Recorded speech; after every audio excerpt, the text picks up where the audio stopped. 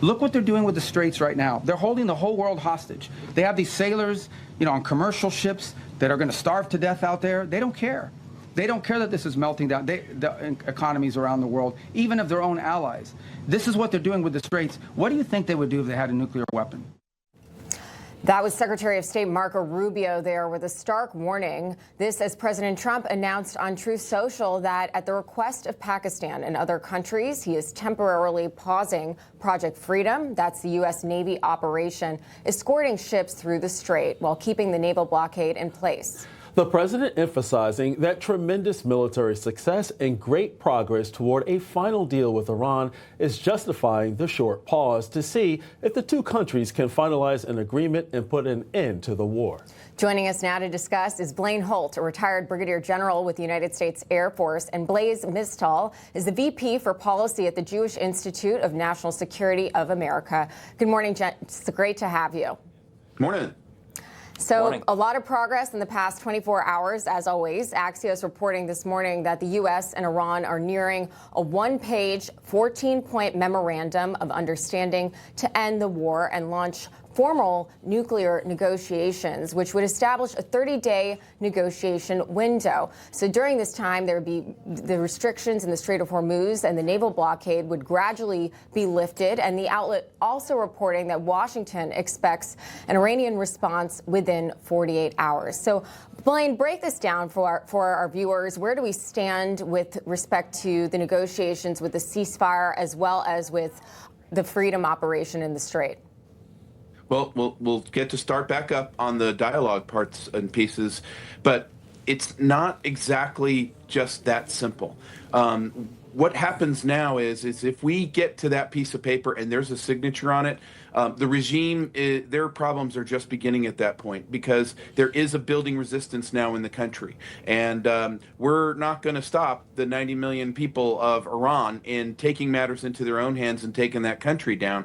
I don't think in a 30-day span of time where there's hyperinflation at about 150% a week, where there's very, very little on water resources and food resources, where anything that's not a government business is out of business, that they're going to last out 30 days. And at the same time, there's no way that we're going to allow a regime that will be revenge-minded for infinity, plus have nuclear weapon or a nuclear program at some point in their lives, to still stand after coming this far. One of the nice byproducts of this, and I'll finish here, is that this is a stabilizer to the oil's futures markets. And so while don't look for any relief at the pump just yet, but it does put a tourniquet on things and stabilize these markets a little bit. I imagine there's a lot of speculators on Wall Street and banks that have these algorithms that did them very wrong last night. It's pretty humorous. As they always do. Right about that. But the market is up so far this morning. But Blaise, I guess we should be proud that it's only on one page. But, when you look at what America wants, what President Trump is pushing for, I'm quite sure we can fit it into one paragraph. But nevertheless, it is success. So when you look at what Iran wants, we're not too sure what President Trump has in mind in terms of how he will actually embrace what the reasonable requests are coming from this fractured regime. So how do we get to a finalized deal with negotiating with people who have no real interest in not only the region, but the globe? Well, good morning, and thanks for having me. But I think you just put your finger on the problem. There's nothing that Iran wants that is acceptable to President Trump, and I think they know that.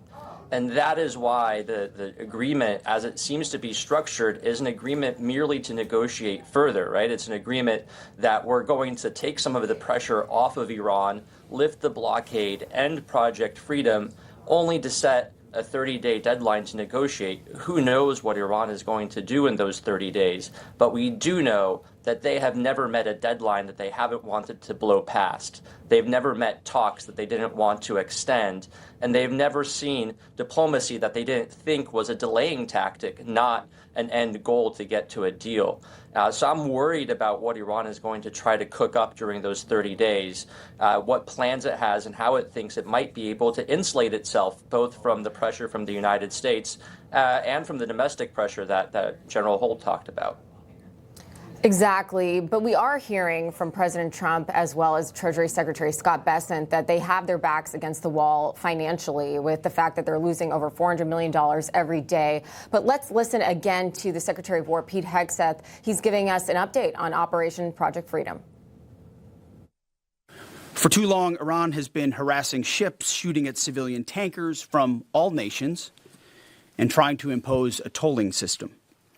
Iran's plan, a form of international extortion, is unacceptable. That ends with Project Freedom.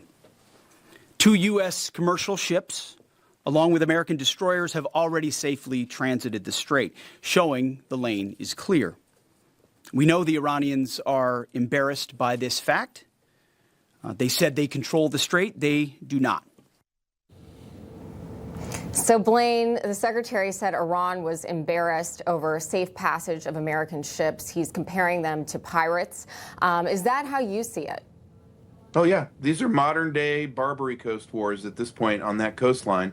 Get your history books out. I'm not going to spoil it for you.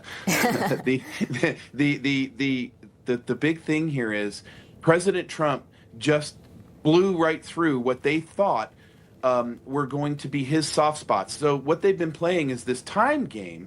And the time game was, hey, midterms are coming up. There's a rising voice against this war in the United States. We have spies all over the country to tell us that. So why don't we try to just kick the can down the road? And by President Trump going, sure, let's take more time. You want 30 more days, whatever. Last if you can, but you won't. But what he has done is transmitted that I'm not looking at the midterm clock. I'm looking at closing this one out. And he's just proven it with this move. And so when you're the enemy looking at your options, a big knife that you thought worked doesn't work anymore. Interesting. You know, Blaise, the thing is that when you look at this war, it's having an economic impact. It's having an impact on so many different levels. But I also see a breath of optimism, not just because of President Trump in terms of his leadership, but also what's taking place. We saw that, and we reported earlier this week, that the UAE pulled out of OPEC.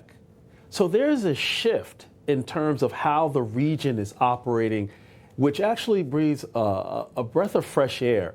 So what do you see on the horizon? Do you see something, I'm not saying exactly like NATO, but a different order, a new order in the Middle East shaping up where the Gulf nations, they don't want terrorism anymore. They want to take part in economic freedom and so forth, being able to govern as they please with respect for the people. So again, how is this actually shaping up and what do you think?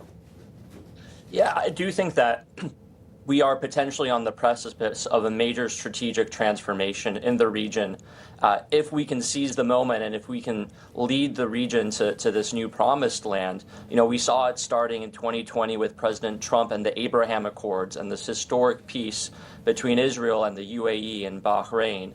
And we saw building on that the defense of Israel, not just by the United States and CENTCOM after October 7th, but we saw that Arab countries actually helped to defend Israel against Iranian missile and drone attacks. And now we're seeing the advantages go the other way. We know that Israel has provided Iron Dome and other air defenses to the UAE to help defend them. So we're seeing real strategic defense cooperation between our partners in the region. And if we can build on that, if we can expand that, get normalization between Israel and Saudi Arabia, get these countries that had been starting to turn their back on the U.S. and had been talking to Russia and Beijing and thinking maybe there's a better way, they now realize, you know, we're the 800-pound gorilla in the room. If you want to be safe, you work with the United States. You get that amazing technology that Israel has. And that is the way forward. That is the way to be safe and secure and prosperous in the region. And I think they're seeing that now, and we can definitely create a new strategic alignment, a new security architecture that will hopefully actually reduce the need for the U.S. to have lots of troops in the region, allow us to focus on the Pacific while keeping the region safe and stable. So true. Which means that all of Abraham's children can actually live in peace. Well, turning over to the War Powers Act, according to an exclusive report from Semaphore, a small group of Senate Republicans are still working behind the scenes on an authorization of military force for Iran that they can move on if President Donald Trump resumes strikes.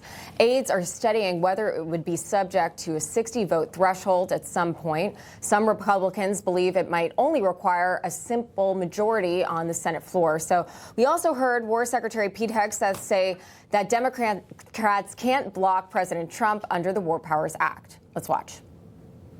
Our view is the one you described, that ultimately, with the ceasefire, the clock stops. If it were to restart, that would be the president's decision. The president retains the opportunity and the capabilities, more capabilities than we had at the start of this, to restart major combat operations if necessary.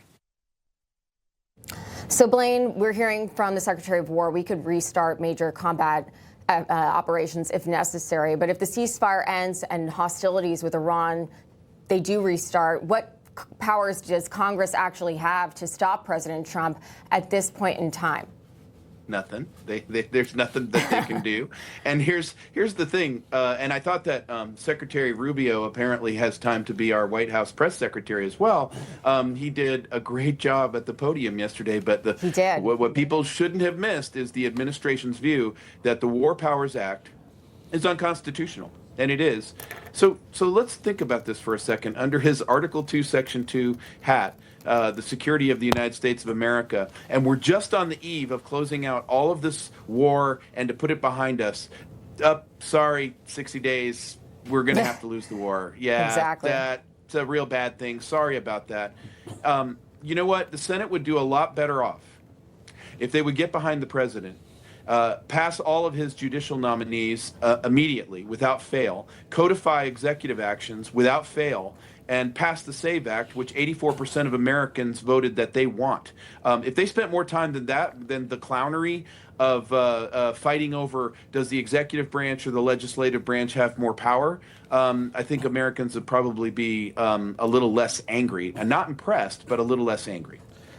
If I were to summarize what you just said, I would tell Congress Trump is going to do it the easy way or the hard way. Exactly. But it will get done. Yeah. Yes. Thank you so much, Blaine and Blaise. We appreciate it. Take care. Thanks, Jens.